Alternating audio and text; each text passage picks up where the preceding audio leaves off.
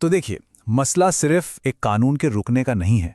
असली कहानी तो इस चुप्पी के पीछे छिपी है। ऐसा क्या है कि देश की लगभग हर पॉलिटिकल पार्टी इस पर बात करने से बच रही है? आखिर उन्हें डर किस बात का है? ये डर ही इस कहानी का असली केंद्र है। मामला कितना गंभीर था, इसका अंदाजा चीफ जस्टिस सूर्यकांत के इन शब्दों से लगाइए। उन्होंने साफ साफ कहा कि इन नियमों के खतरनाक परिणाम हो सकते हैं और ये समाज में विभाजन तक पैदा कर सकते हैं। मतलब ये कोई छोटा मोटा मामला नहीं था। तो चलिए सबसे पहले ये समझते हैं कि आखिर ये रेगुलेशंस थे क्या जिन पर इतना बड़ा बखेड़ा खड़ा हो गया। तो देखिए, ये थे यूजीसी इक्विटी रेगुलेशंस 2026। इनका मकसद बहुत सीधा और साफ था। इंडिया की यूनिवर्सिटीज में बराबरी को बढ़ावा देना और जाति के आधार पर होने वाले भेदभाव को रोकना। सुनने में तो ये बिल्कुल सही लगता है ना? कागज पर तो एक शानदार आइडिया था, पर असलियत में हुआ कुछ और ही। जैसे ये नियम सामने आए, सवर्ण जाति के कई समूहों ने इनका जोरदार विरोध करना शुरू कर दिया। देखते ही देखते कई कानूनी याचिकाएं दायर हुईं और मामला पहुंच गया सीधा सुप्रीम कोर्ट। तो अब कहानी में एंट्री होती है सुप्रीम कोर्ट की। कोर्ट ने इन रेगुलेशंस पे रोक लगा दी। लेकिन सवाल यह है कि आखिर कोर्ट ने ऐसा किया क्यों? देखिए, कोर्ट ने कुछ बहुत ही बुनियादी और तार्किक सवाल उठाए। पहला सवाल था रैगिंग को लेकर। कोर्ट ने पूछा कि कैंपस में उत्पीड़न का इतना बड़ा और आम रूप है रैगिंग, तो उसे इन नियमों के दायरे से बाहर क्यों रखा गया? ये एक बहुत वैलिड पॉइंट था। फिर कोर्ट ने एक और बहुत जरूरी सवाल पूछा कि जाति के आधार पर होने वाले भेदभाव को एक अलग स्पेशल कैटेगरी क्यों बनाया गया? इसे एक बड़े एंटी डिस्क्रिमिनेशन फ्रेमवर्क का हिस्सा क्यों नहीं बनाया गया? कोर्ट को यह चिंता थी कि कहीं ऐसा करने से जाति की पहचान खत्म होने के बजाय और ज्यादा मजबूत तो नहीं हो जाएगी। और आखिर में कोर्ट ने एक बहुत बड़ा, एक दार्शनिक सवाल खड़ा कर दिया। क्या हम ऐसे नियमों के साथ एक जाति विहीन समाज बनाने के अपने लक्ष्य की ओर बढ़ रहे हैं, या फिर उससे उल्टी दिशा में जा रहे हैं?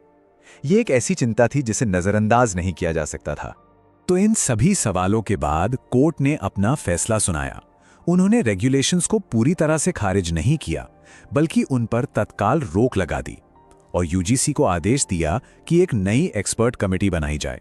एक ऐसी कमेटी जो हमारे समाज की कॉम्प्लेक्स व्यवस्था को समझे और इन नियमों को दोबारा ज्यादा स्पष्टता के साथ लिखे। अब यहां से कहानी एक और ज्यादा दिलचस्प मोड़ लेती है। कोर्ट का फैसला आ गया, लेकिन उसके बाद जो हुआ वो शायद किसी ने नहीं सोचा था। एक हैरान करने वाली राजनीतिक चुप्पी। मतलब पॉलिटिकल एस्टैब्लिशमेंट की तरफ से लगभग पूरी खामोशी।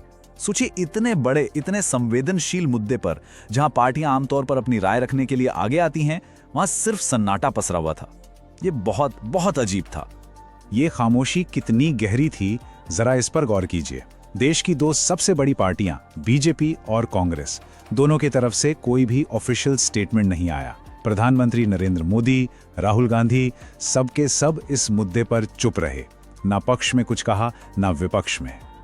इस गहरी खामोशी के बीच सिर्फ दो बड़ी आवाजें सुनाई दी।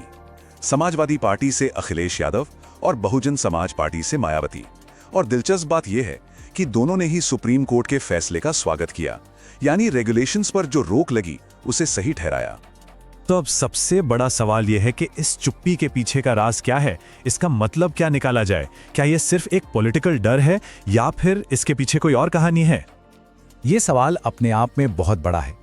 आखिर कोई भी पॉलिटिकल पार्टी सामाजिक बराबरी जैसे इतने फंडामेंटल इशू पर अपना स्टैंड लेने से क्यों बचेगी, खासकर तब जब ये मुद्दा सीधे सीधे उनके वोट बैंक से जुड़ा हो?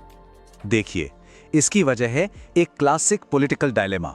एक तरफ थे सवर्ण मतदाता जो इस कानून का विरोध कर रहे थे, और दूसरी तरफ थे दलित और ओबीसी मतदाता जिनकी सुरक्षा के लिए यह कानून लाया गया था। पार्टियां किसी को भी नाराज करने का जोखिम नहीं उठाना चाहती थीं, न इन्हें न उन्हें। नतीजा, वो एक राजनीतिक चौराहे पर आकर फंस गईं। लेकिन कुछ पॉलिटिकल एनालिस्ट का मानना है कि यह सिर्फ डर का मामला नहीं है, बल्कि इसके पीछे एक सोची समझी पॉलिटिकल स्ट्रैटेजी हो सकती है। एक ऐसी रणनीति जिसमें ये चुप्पी और ये फ्लॉड कानून दोनों ही एक बड़े खेल का हिस्सा थे। तो क्या ये वाकई एक सोची समझी राजनीतिक चाल थी? चलिए इस थियरी को थोड़ा और गहराई से समझते हैं कि क्या ये सब एक प्री स्क्रिप्टेड प्लान का हिस्सा था। इस थ्योरी को सपोर्ट करने वाले कुछ फैक्ट्स वाकई चौंकाने वाले हैं। पहली बात, जिस सरकार ने यह कानून पेश किया उसी ने कोर्ट में इसका कोई खास बचाव ही नहीं किया। दूसरी बात, पार्टियों के प्रवक्ता जो हर छोटी बड़ी बात पर टीवी डिबेट्स में पहुंच जाते हैं, वो इस मुद्दे पर रहस्यमयी तरीके से गायब रहे। और ये भी कहा गया कि शायद इन नियमों को जानबूझकर ही इतना वेग बनाया गया था कि उन्हें कोर्ट में आसानी से चैलेंज किया जा सके। तो अगर ये एक स्ट्रैटेजी थी तो उसका प्लान क्या हो सकता था? स्टेप 1, जानबूझकर कुछ अधूरे और अस्पष्ट नियम सामने रखो। स्टेप 2, सवर्ण समूहों को इसका विरोध करने दो, माहौल बनने दो। स्टेप 3, जब मामला कोर्ट जाए तो कानून का ठीक से बचाव ही मत करो। और स्टेप 4, सुप्रीम कोर्ट को कानून पर रोक लगाने दो। पूरी स्क्रिप्ट तैयार।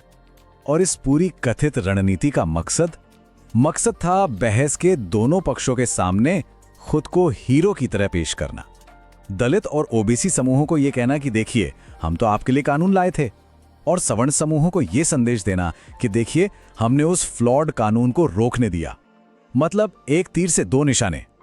तो इस पूरे राजनीतिक दांवपेच के बाद सवाल यह है कि हम आज कहां खड़े हैं और भविष्य के लिए इसका क्या मतलब है, भविष्य जो अभी लिखा जाना बाकी है। और आखिर में एक सवाल हम सबके लिए है जिस पर सोचना बहुत जरूरी है। जब सामाजिक बराबरी के लिए बनाए गए कानून सिर्फ एक पॉलिटिकल गेम बनकर रह जाते हैं, तो इसकी असली कीमत कौन चुकाता है? इस सवाल का जवाब शायद हम सबको मिलकर खोजना होगा। दोस्तों, आपको हमारा ये वीडियो कैसा लगा? अपनी राय जरूर दीजिए। नमस्ते, धन्यवाद।